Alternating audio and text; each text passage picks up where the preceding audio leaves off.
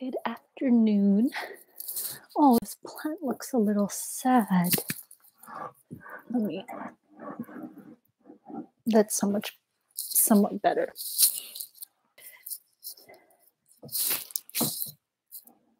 Trying to do at-home setup, studio setup. Not obvious because I'm on my bed, since the other parts of where I'm at are being used by other people on video calls.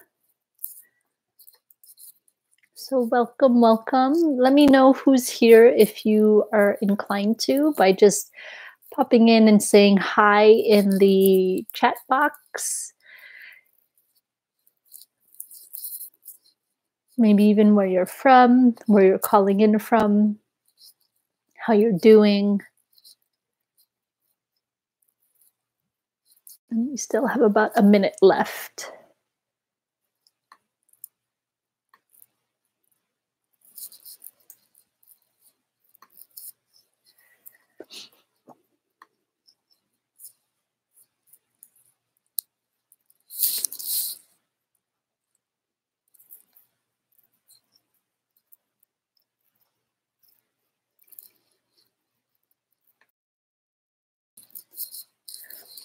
Well, it's 3 o'clock, Monday, Eastern time. And all I see right now, that there's one other viewer for the moment. And so it's like a private class, except I have no idea who's here. So let me know if you like. And we'll be together until 3:45. And I was thinking that we could, as you might have seen on the title of this live stream, that it's about grief. I want to go over grief. And it's very possible that's not what you're feeling right now, in which case that's, of course, completely fine and welcome. And I'll guide to that. So even though today's practice will be centered around grief, I'll add other instructions so that it can be inclusive of other experiences as well. A few words before we go into the meditation is that I find it's so easy to lose track, but we're now something like the start of the 5th week of lockdown, or 4th week, depending on some of you, how exactly when you went into self-quarantine or isolation. But I think for the folks who don't tend towards anxiety, depression, who have fairly healthy, and that could be relative, but healthy constitutions, that by now you might be getting somewhat used to this new normal. Yet for those who do experience anxiety, depression, sadness, grief, etc., it's easy for us to feel left out as a result. And so I think it's important that every now and then we still tune into if this is a reality for us, if this is an emotion we're feeling, and to honor it, especially if we have that tendency. And I include myself in it, mostly because I tend towards anxiety. And then on the flip side, there could be some sadness, grief, etc. And in this quarantine, what I'm trying to do is to really honor it, because I'm home all this time. And other than some of these online classes, I'm not going anywhere.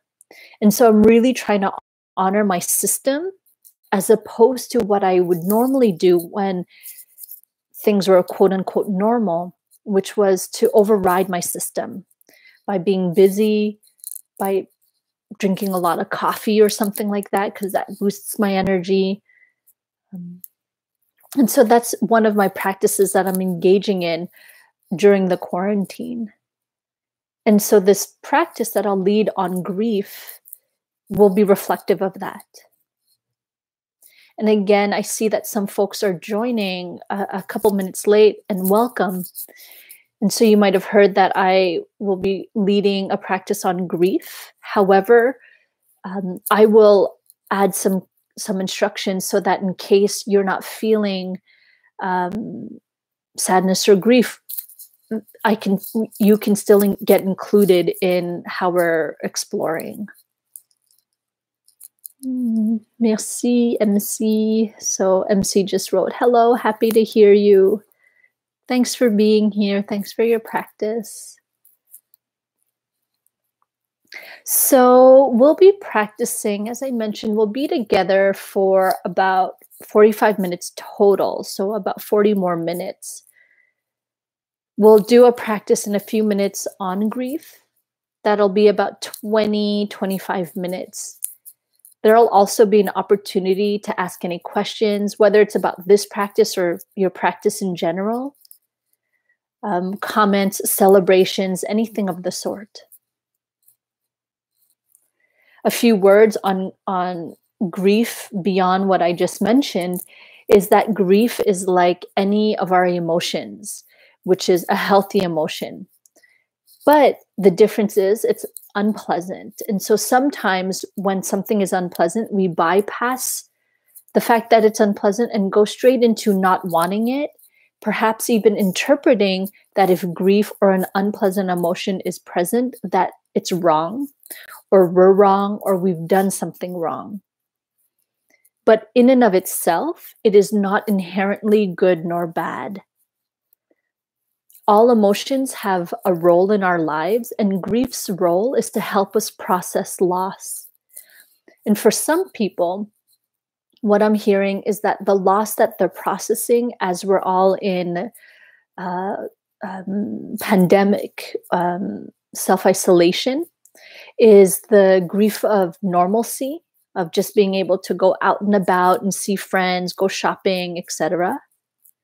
Grief of any plans like vacations or bigger life events, moving, weddings, and just an overall sadness of the uncertainty.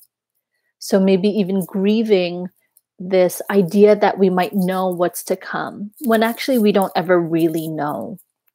But now we're just really coming face to face with that. My experience with grief, and this is how I'm practicing it with it these days, is that when we're able to meet it with tenderness, it can be honored, not suppressed, but honored in a way where it can move through our system at its own pace.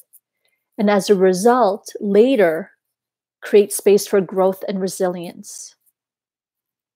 In other words, it's completely normal and okay to be sad, depressed, anxious. What we're living right now is unprecedented. And to expect ourselves to be productive or to be quote unquote normal or to only see the good, I think is unrealistic.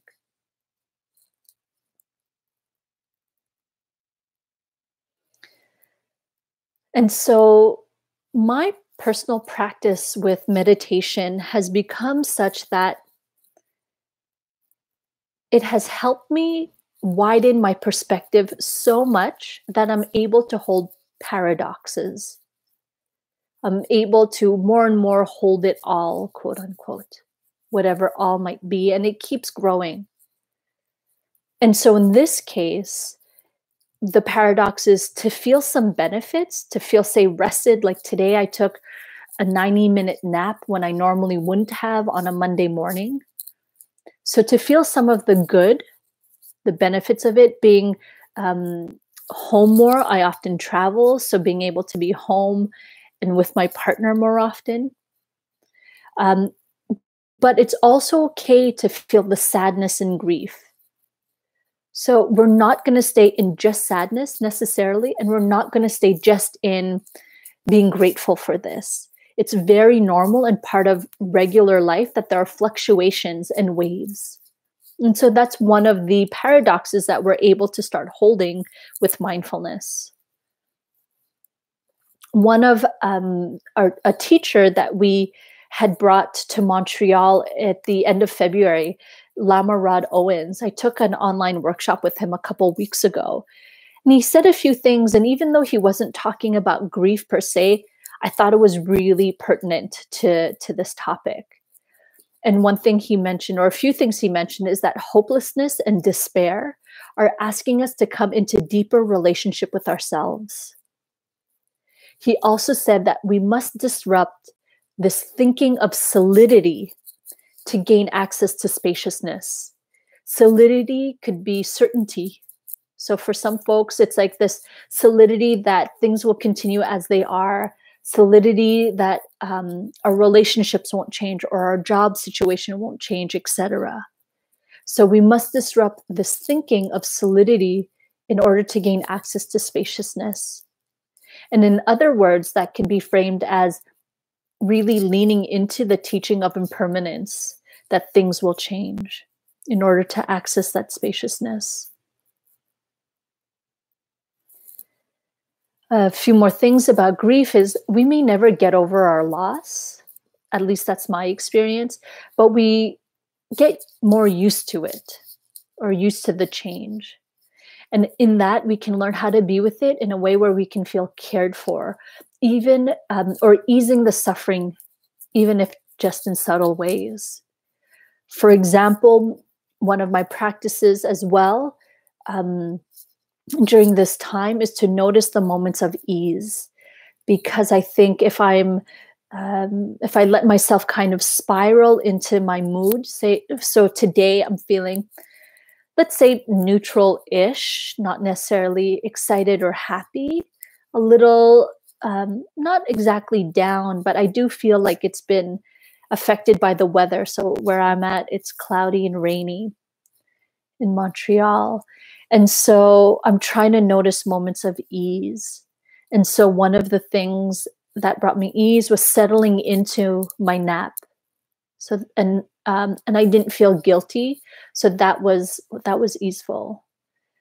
Or just taking care of myself. It might seem mundane, but showering. I think it's easy to start letting ourselves go and then stop caring for ourselves. And so celebrating those moments. Some might think that holding some of these unpleasant emotions like grief, or when I taught here a few weeks ago, I believe it was on fear. Some might think that approaching them tenderly or with loving kindness can be weak or not worth it. And so I like to think of it as that love and compassion are holding the fear and uncertainty so that we can really let ourselves go into this uncertainty, but we know that we're held or will be caught in this net of love and compassion. One of my friends who's from England told me that she had checked in with some of her friends who I believe live in the Midlands or Northern England. And I think it's a communal thing over there, but they're not referring to quarantine as self-isolation. They're calling it cocooning, which I think is really cute. And I could also understand, because often we think of cocooning like in pairs. And so that can be triggering for anybody who might be living alone. So I want to acknowledge that as well. But if we think of cocooning in the natural sense of butterflies, caterpillars and butterflies, one thing that, at least for me, I was often not aware of was that when caterpillars go into the chrysalis or into the cocoon, they pretty much need to completely melt or close to it before morphing into butterflies. And that doesn't sound very pleasant to me. So completely dissolving. And yet I think that this is part of our global process, that we are in this globally, collectively. We all have our own different ways, or this pandemic is getting expressed individually or differently for some people, but we're all living this together. And we are almost collectively melting. And so for some, it is the magnitude of it happening globally that is daunting, as opposed to it just being you or a few people. So just to acknowledge that the magnitude of this can also be something that is weighing on you. But then that's the paradox again. It's not to discredit your own feelings of grief or sadness or loss, but to hold your own feelings as well as the global picture as well. So holding both.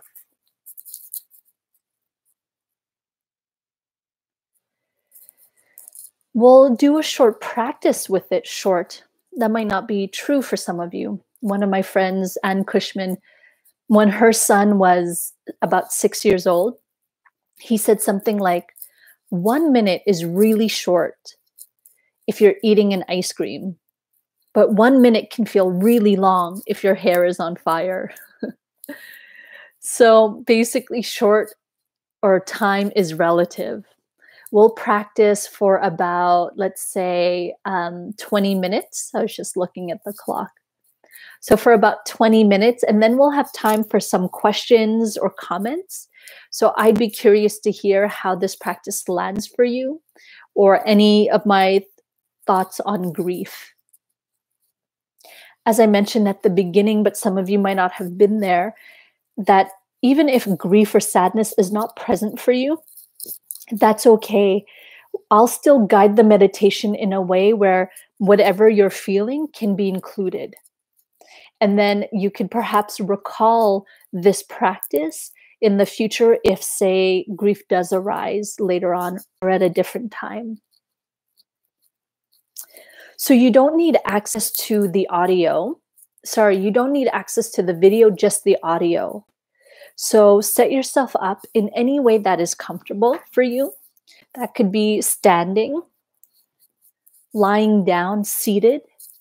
And if you have the room for it, it could even be walking.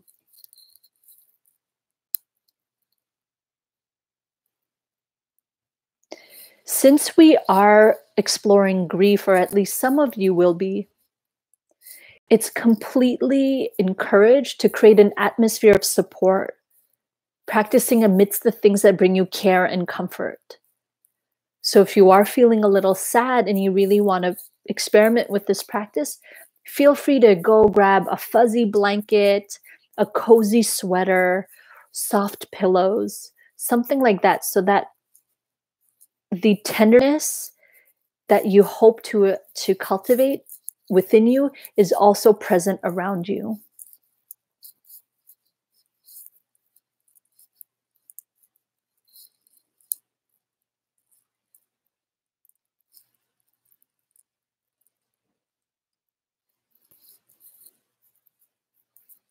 And once you've settled into your position,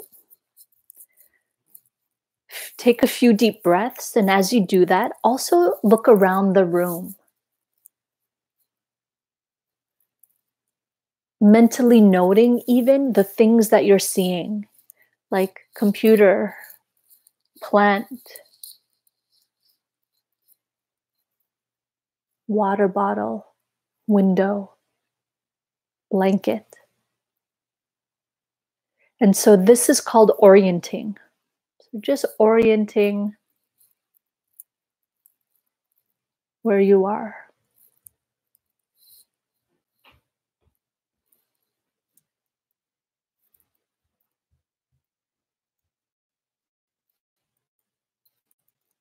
And after a few moments of that, you can bring your head to face forward.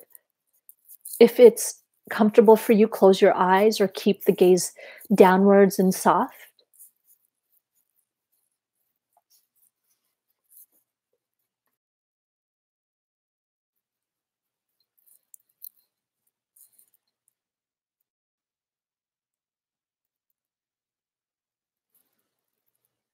Breathe naturally.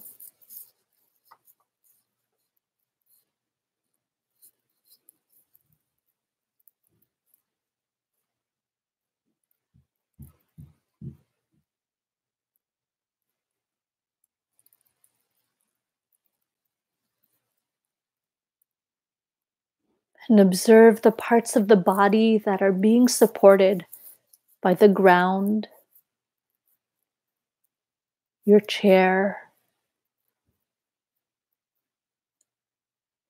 your bed perhaps.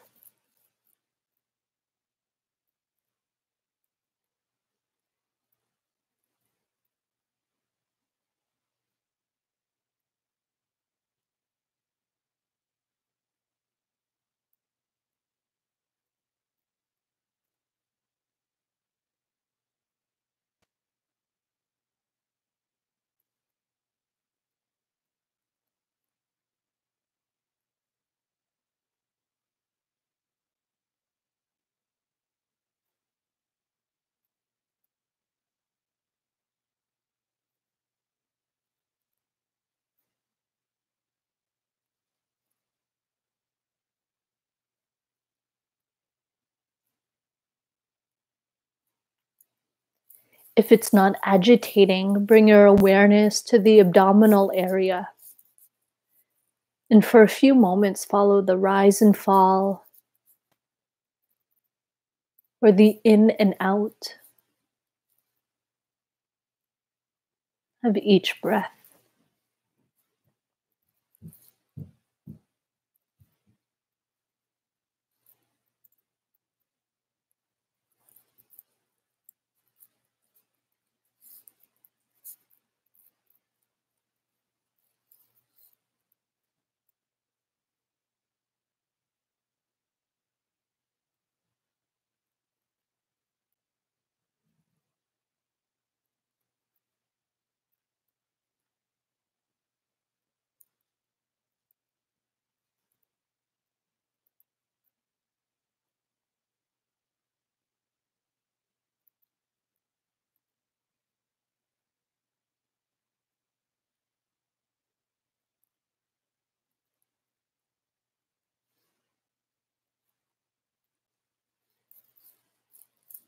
If it feels appropriate, create a connection with your body and feeling the warmth by resting one hand on your abdomen and the other on your heart, holding yourself gently.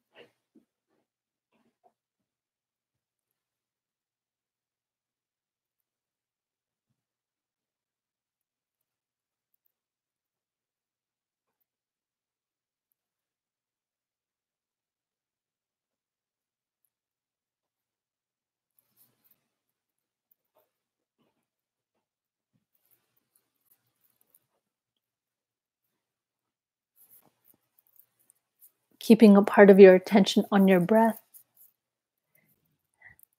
and your hands resting on your body. Bring to mind your grieving and your sadness.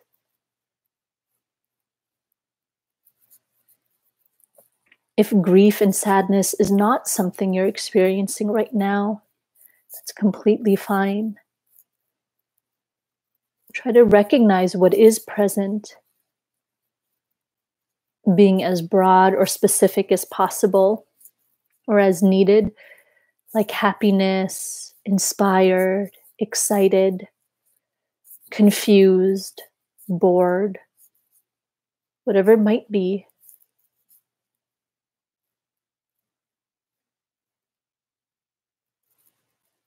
And regardless of your experience, allow for any images, feelings, and part of the story to arise on its own.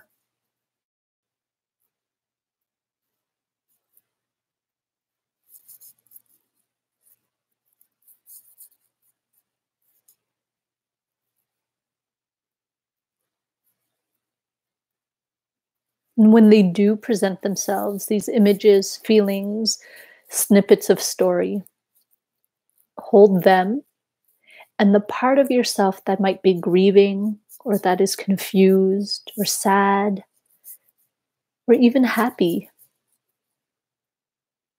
Hold that part of yourself with tenderness.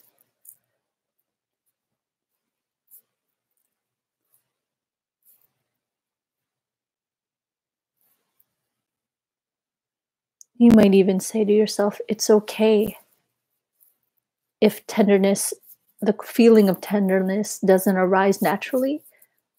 Just dropping in a few phrases like that. It's okay. It's okay. It can be enough to plant the seed.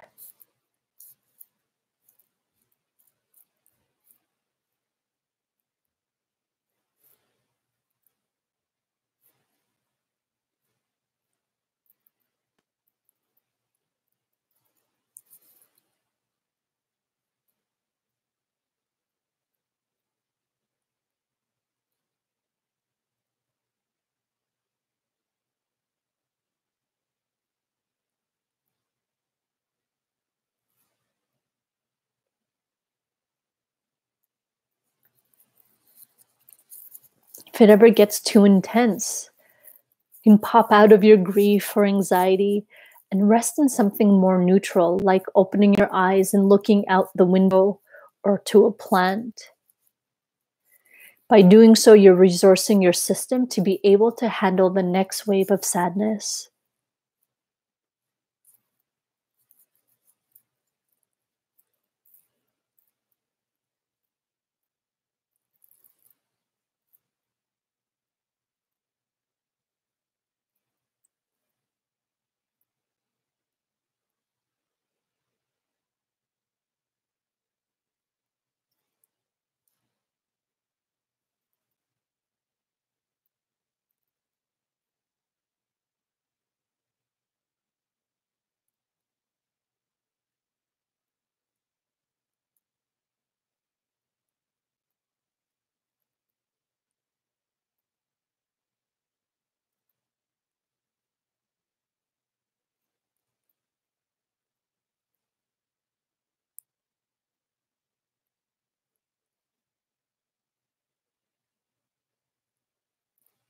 Whatever you're feeling is completely natural.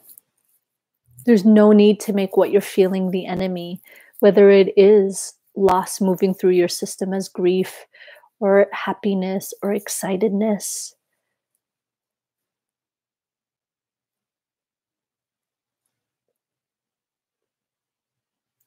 Again, whatever it is you're experiencing, hold yourself with tenderness.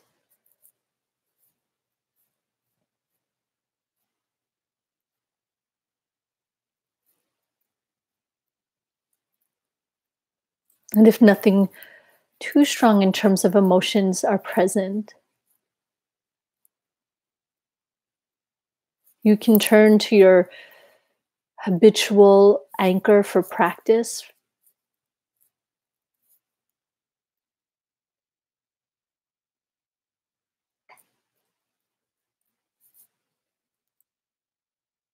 But yet still practicing this quality of tenderness.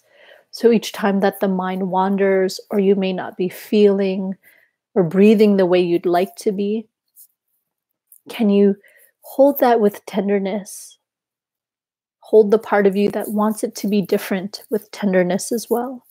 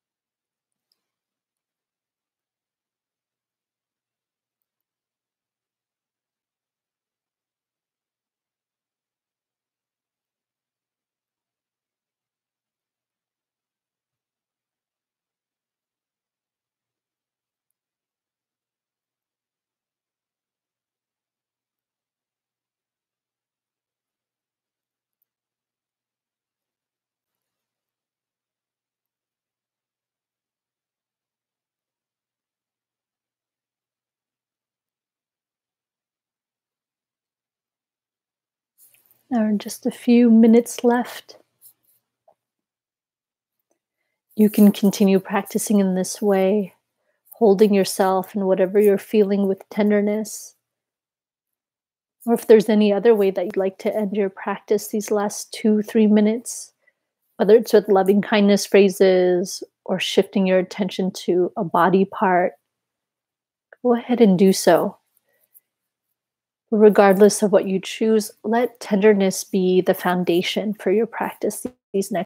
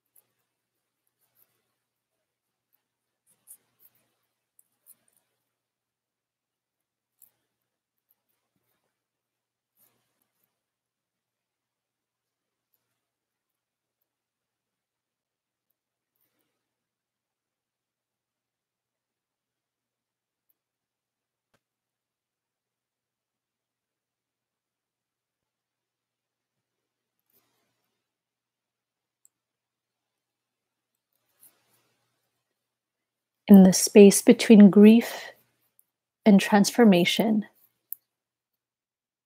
it is waiting to be acknowledged and reclaimed.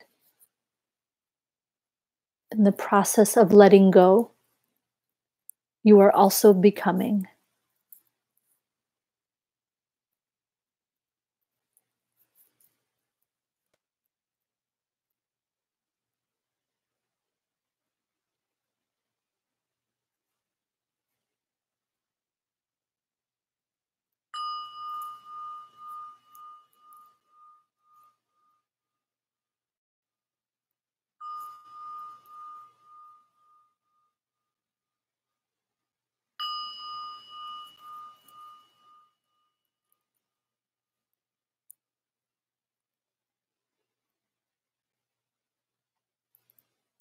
If your eyes are closed, you can gently open them. And if bowing is part of your practice, go ahead and bow.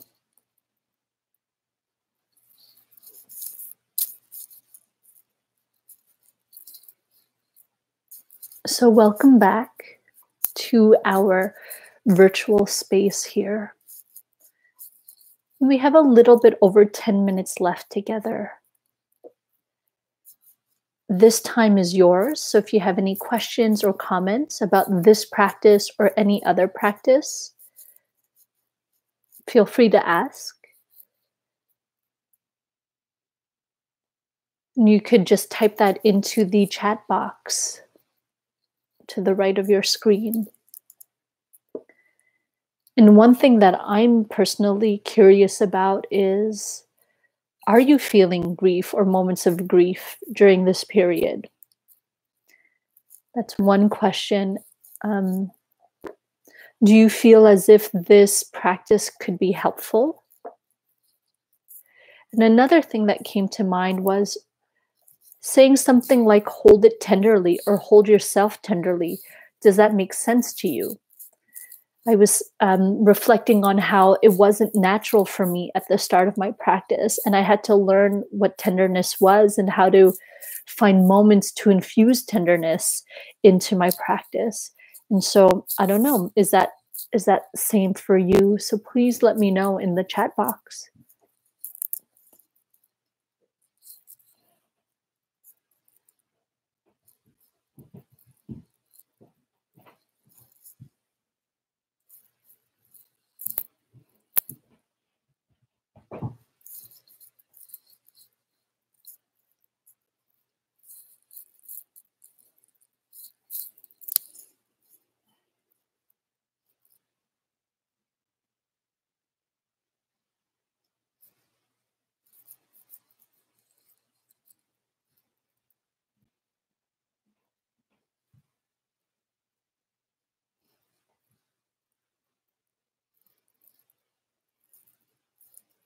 So I'm going to guess that either someone is typing a long question or that nobody has a question. We'll see if the long question will pop up in a moment. Oh, there's Veronique. So Veronique says, I do feel grief during this period, but also joy in finding ways to transform these situations that affect us deeply. Yeah, there's a lot of potential, definitely in what is happening right now globally and individually. So on both scales. Um, One thing that I personally need to pay attention to is if I'm really quick to jump into the joy part or jump into the looking for transformation part. Mostly because sometimes when we are quick to do that, we're not letting our emotion to get fully expressed, and it could err on the side of spiritual bypass or like just looking towards what is positive without honoring also what is unpleasant. That's a personal practice of mine that might not resonate or be the case for you. But just to notice if you're quick to jump into what is pleasant. Um, yeah, and if that does happen, that's completely normal. It's a human tendency that once we do feel something unpleasant, we want to not feel it, and vice versa. When it's pleasant, we want more of it. And yet I feel like our practice helps us see that it's really about both and that each has their own cycle. For example, whether it's the sound of a bell, an emotion, or a thought, there's a beginning, a middle, and an end. But sometimes I think as humans, we tend to complicate things. And so if it's, especially if it's unpleasant, there's the beginning, middle, and then we try to cut it off as fast as we can or something like that. While instead we could just be with, and then the end happens on its own naturally when it's meant to. So that's something that I'm personally practicing with, and maybe the next time I'm back, we can talk more about it. Let me know either by sending me a message. Some of you know how, like Instagram. I don't really check Facebook, but Instagram or email or in a comment here as well. MC Marie-Claude, I'm guessing, Marie-Christine maybe, says, easiest to feel tenderness for others rather than ourselves. Oh my gosh, so true. Just because with ourselves, we have quite a complex relationship. There is a lot there. Some of it are internalized but false stories about maybe how we see ourselves or what we think we deserve or are worth. So I totally agree. And there are practices like loving kindness in which the first person you send loving kindness to is ourselves. And yet that's not always possible. So that's why I love the mantra, it's okay, because it's so simple. It's not asking me to love myself unconditionally or anything like that. It's just simply saying, it's okay right now. It's okay to feel what I'm feeling. Merci, Marie-Claude. So yes, and then that could plant the seed for a touch of softness, a touch of openness towards ourselves before we can go deeper into that relationship or that skill building. It's the typical analogy of putting on your own oxygen mask on an airplane before you try to put it on others. You might be able to put it on others before yourself, but you won't be able to do that for many people without caring for yourself first. And that's the whole point of this tenderness. One thing that comes to mind, an example, is when I first started practicing, I was really harsh with myself. And I didn't realize it until later, but self-judgment, sometimes even self-hatred, were ways that I motivated myself. And that also got brought into my practice of meditation. When my mind would wander, I was just so hard with myself and so mean, and I would like pull it or yank it back to the present moment. But when I was being so hard on myself, what I didn't realize was when my timer went off my meditation, I was just hard with the people in my life as a result, like my partner at that time, my mother as well. I was really impatient, easily angry. And what I didn't realize was that instead of necessarily cultivating mindfulness, I was cultivating this capacity to be hard on myself. And then that got transferred to others. When I was able to be tender with myself, and then with this practice, as I mentioned at the beginning, accept more of who I am and the paradoxes and the ups and downs and the good and bad, well, then that allowed me to turn that same acceptance towards others as well. So I was able to be with um, my loved ones in a way where it's okay if they were a mess, mean, impatient, loving, kind, all of that stuff. It was this recognition that we are complex, including ourselves.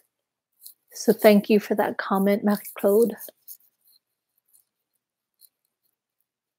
We have 4 minutes left in case there are any remaining questions or comments about what's going on for you these days.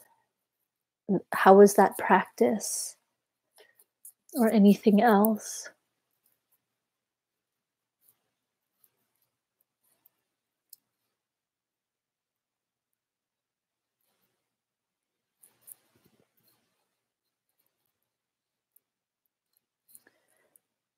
Sweet. So Vandergrift says, thank you, Don. Grateful for the space you created with that guided meditation and for the tears that I don't always realize are there until I sit.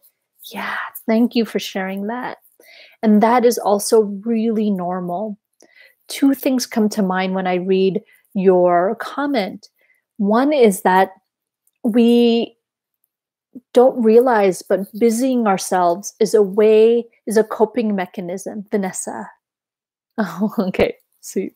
Thanks, Vanessa. I recognized your name. That's why I was like, I know it's not Vandergrift, but and so busying ourselves is a protection mechanism or a coping strategy. And so now that we're in our 4th or 5th week of this, and we might have cleaned out every drawer and swept up every corner, now we're faced with not being busy and then facing what is present inside of us. That's one thing.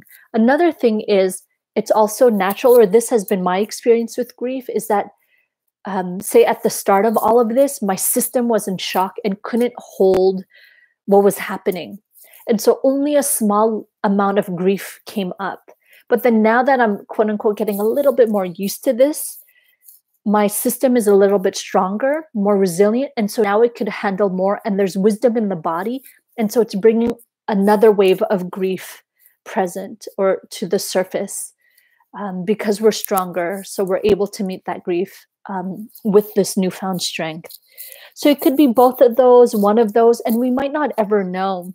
But the fact that you periodically stop and sit and allow the tears to come, I think is a great way to have it continue moving through the body. And then Veronique says, it's not that I bypass the emotion, but holding it with mindfulness, helps me find the right actions to be with it. Beautiful. Exactly. I think mindfulness is so powerful, where something like, let me think of an example. Say like, we could even take practicing meditation as an example, where if we're not really mindful that we might be avoiding or escaping with our meditation, then we're bypassing. And then if we're able to be mindful that there are uncomfortable emotions and we're sitting with the intention to be with them, then we're honoring them.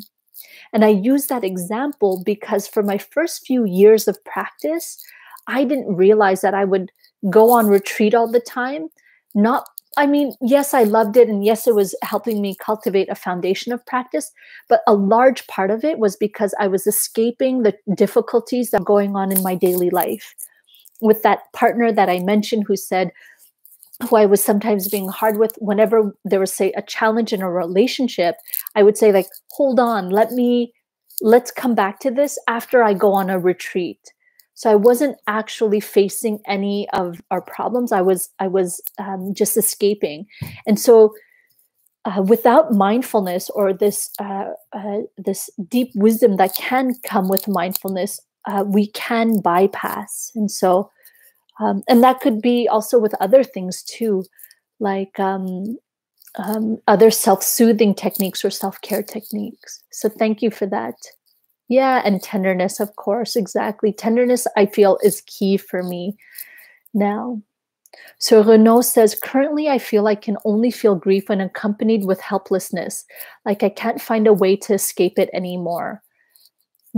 Yeah, so I feel like grief and helplessness might not necessarily always come together, but my experience is that it's like they're good buddies. They do arise, at least for me, often together when I don't have, or close to each other. If, say, helplessness is not present, I think for me the grief would be more sadness. Um, yeah, I'm just curious. What came to mind now is mourning. Where does mourning fit in with sadness, grief, helplessness, um, loss? Yeah, so that's something that I would definitely want to reflect on a little bit more. Thanks for that, Renaud. Yeah. And I think when helplessness does arise, like what Lama Rod had said, helplessness, despair, they're all asking us to come into deeper relationship with ourselves. And for me, part of that is holding it with the tenderness that we explored together, the mindfulness that Veronique was pointing towards as well. Um, yeah, yeah. Let me just double check that I didn't miss any comments here.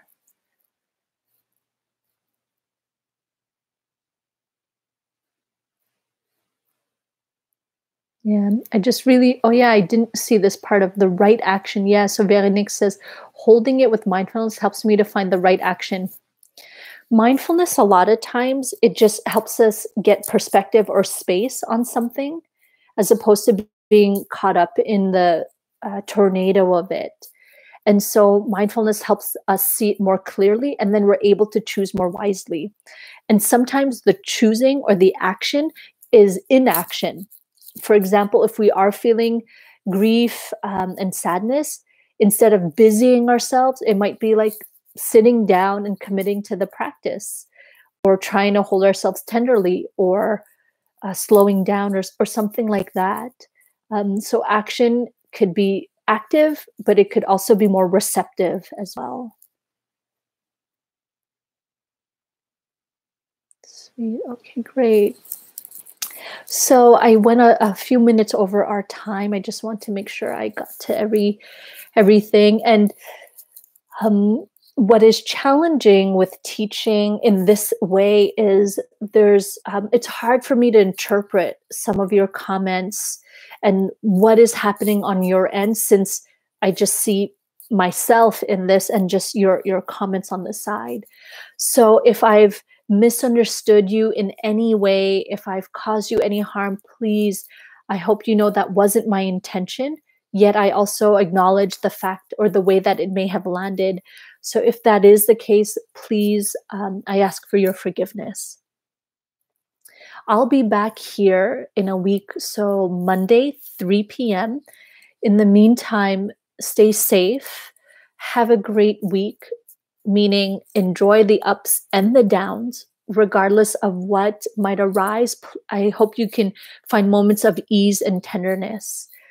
And if you feel called to and are in a position to, you can help support the teacher, me, and the teachings. So in the description of this live stream, there's my PayPal link. And if you also feel called to help support True North Insight, there's also a link for that as well. But we just really hope that we can continue serving you in these uncertain times. And so may you be well, may you be safe, may you find moments of ease. Yeah, thank you. Bye.